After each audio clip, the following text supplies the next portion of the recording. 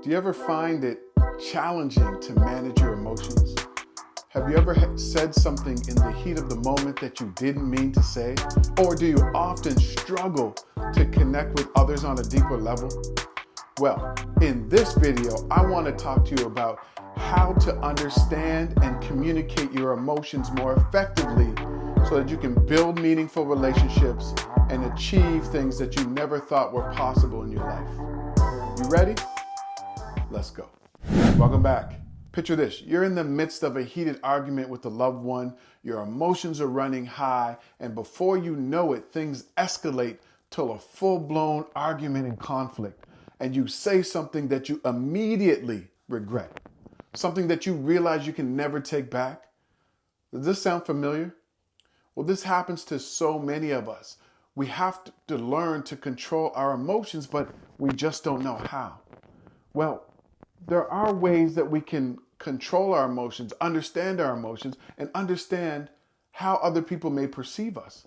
We've all been there. But here's the thing. You can understand your emotions and you can learn how to manage your emotions so that you don't blurt out things that you regret. So there's good news. The good news is that by learning how to hone your emotions, we call it emotional intelligence. By developing an emotional intelligence, it helps you in so many areas of your life. Now look, maybe you heard about IQ. A lot of us have heard of IQ. IQ is called your intellectual intelligence. It's the ability to measure how you reason and how you solve problems. See, a lot of people think intellectual intelligence or IQ is very, very important. But here's the thing. EQ, emotional intelligence, is a way better indicator of how much success and joy and loving relationships you'll have in your life. So when you learn how to understand your emotions, how to communicate, how you're perceived by other people, how to empathize with other people, it puts you in a better place to build loving, lasting relationships in your business, in your career, in your personal life. And you become a better leader because you learn how to regulate your emotions. You learn how to understand what other people may be feeling so that you can provide them what they need in terms of your leadership. It's your ability to understand and measure your emotions so that you can manage your emotions. So let's talk a little bit about what emotional intelligence is on a deeper level and why it's important to you. Emotional intelligence is really about your ability to understand, to use, to manage your emotions so you can relieve stress, so you can communicate more effectively, so you can empathize with other people, and it helps you to diffuse conflict. It's important because it helps you to determine the quality of your relationships, your emotional well-being, and your level of success. And when you have an awareness of your emotions, then you're able to kind of control your responses and you can understand other people's emotions and their responses. So when you have low EQ or low emotional intelligence, you probably struggle with understanding your emotions. You can't communicate how you're feeling. You're stressed. You're overwhelmed. And maybe you overreact to situations because you don't know how to communicate and understand your emotions. So let me know if you can relate to any of these situations. I struggle with anger management and it costs me friendships and job opportunities. Can you relate? I always feel disconnected from my family and my friends because I can't express myself emotionally. Or I have a difficult time empathizing with others and how they're feeling. So some of these things are common denominators when it comes to not understanding and not being able to manage your emotions. But here's the good thing. It's very easy to start to learn how to understand and manage your emotions and empathize with other people. Here's 3 things I want to talk to you about, right? The first one is having emotional awareness. Emotional awareness is really about discovering the power of understanding your emotions. What are the triggers? What are the things that set you off? What are the things that make you angry, get you upset, make you sad? Understanding your emotions so that you're not impulsive. And what that means is you have to sit with yourself. You have to think of situations that you've been in arguments. Think of situations when you had conflict. What happened in those situations? What were the triggers? What were the things that were said or done that made you react in a way that wasn't positive? You have to sit down and think about that. And so what you can do is take out a pen and paper and think about an argument that you've had at work or a disagreement that you've had with somebody in your personal life, in your business, in your career. What happened? What was the conversation? What was the trigger that made you react in a very negative way? What was the thing that the person said? Was it their tone of voice? Was it what they said? So you have to know these things so that you can start to work through them. You need an awareness of your emotions and the things that trigger these negative emotions. So that's the first thing that you have to do. Get an awareness about how you're feeling, especially if it's a low vibration feeling. Understand those emotions. See, I remember when I was working in the corporate world, and one of my coworkers, she was very negative.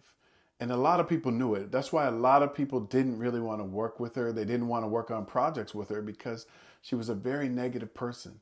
She would always talk about what's not working. She would always complain about things, and she would never have solutions. And I remember her and I having this conversation one time about a project. And as soon as we sat down and she opened her mouth, it was very negative. Well, Danny, this isn't going to work and blah, blah, blah. And I just reacted. And I kind of snapped at her and I said, look, why are you so negative? You got to stop being like this. We're trying to do something positive and you're always so negative. And I just kind of just flew off the handle.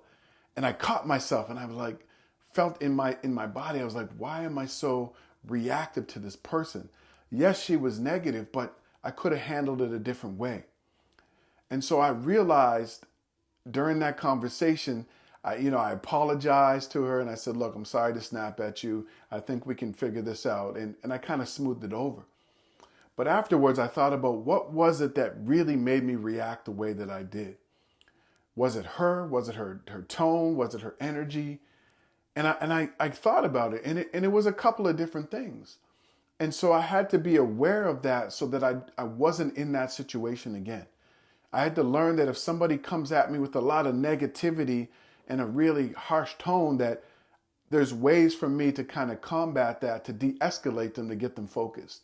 And so that's what I'm talking about. When you have emotional intelligence, you're not always reactive, right? But you got to be aware. And it started with me being aware in that situation. And once I had that awareness, once I went back and replayed the conversation in my mind, I realized what my triggers were and how to kind of better manage those triggers when they came up again. And so maybe you have to do the same thing. Maybe you have to identify certain people that trigger you, certain things that people say, certain words or the tone. Understand it so that you can build tools to help you to manage your emotions when you respond in those situations. That's the very first thing that you can do. Tip number 2 is all about perception awareness. It's being able to understand how you are perceived by other people. See, you need to understand if people see you as someone who's confident, competent, someone who they want to be around or not. And for many of us, we have blinders to that. We don't understand how other people perceive us. We don't know if people see us as self-centered in our jobs, in our business, in our relationship. We don't know if people see us as incompetent. We don't know if people don't want to be around us.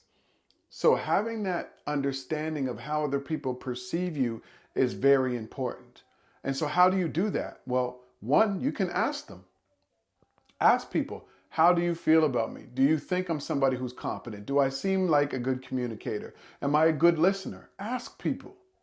The other thing you can do is, if you don't have that relationship with people, is pay attention to their body language.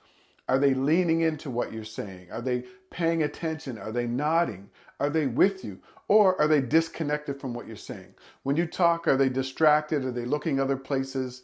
Are they not engaged in the conversation? Pay attention to how other people react to you. And that'll help you with your perception of how they perceive you. Because that can take you a long way in terms of building lasting, meaningful personal relationships and business relationships. Tip number 3 is all about emotion management. You need to equip yourself with the tools to effectively manage your emotions in any situation. So practicing mindfulness strategies, doing things like learning how to breathe, learning how to count to 10 before you respond. These are all tools that are going to help you to manage your emotions and manage your response when you're triggered with emotion. The other thing you can do is when you start your day, are you starting with meditation? Are you starting with affirmations? Are you starting with gratitude and journaling? Because when you start your day with these things, they're going to help you to manage and regulate your emotions throughout the day. These are things that you really have to learn to do so that you don't just react when people are speaking to you in a way that you just get emotionally charged. Learning to manage your emotions is a skill that you can develop, and it's a very important skill to develop in your career, in your personal life, in your business, because you don't want to overreact to situations and people when you feel triggered or based on your emotion. So make sure that you develop that skill, and you'll see your career, your business, your relationships go to a whole nother level. See, emotional intelligence is a skill that we can all develop, because when you learn to develop a higher emotional intelligence, you're creating a better life of well-being for yourself. More peace, more calm, more clarity. You're strengthening those relationships. You have the ability to navigate problems and situations. So when you're able to manage your emotions, when you're able to understand how other people perceive you, to make it through challenging conversations, all of these things are going to help you in your life. They're going to help you in your career. They're going to help you in your business. They're going to help you in your personal life. They're going to help you in your overall well-being and your overall goals and your overall manifestation of your dreams. So lock in on your emotional intelligence. Think about how you perceive yourself. Think about how you manage emotions. Think about how other people perceive you. Think about how emotions play a big role in the way that you react to things.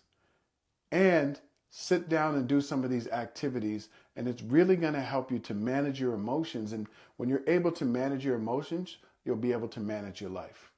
Now look, if you found this video helpful, go ahead and hit that like button, subscribe, and leave a comment and let me know your biggest takeaway from this video.